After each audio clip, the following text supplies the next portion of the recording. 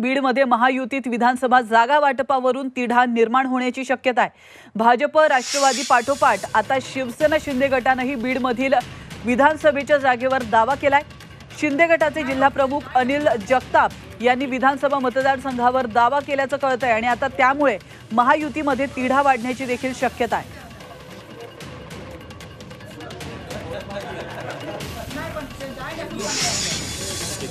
महायुती असल्यानंतर 3 पक्ष एकत्र आल्यानंतर बीड जिल्ह्यातली परिस्थिती तिन्ही कार्यकर्ते एकत्र राहण्यासाठी जागा वाटप सुद्धा त्याच पद्धतीने होत असते आणि शिवसेनेचा बालेकिल्ला हा बीड जिल्ह्यामध्ये बीड मतदारसंघ आहे।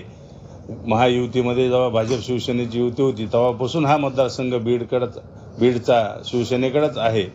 त्यामुळं ह्या महायुतीमध्ये सुद्धा ही जागा शिंदे साहेब सोडून घेणारच आहे आणि मी या ठिकाणी लढणारच आहे।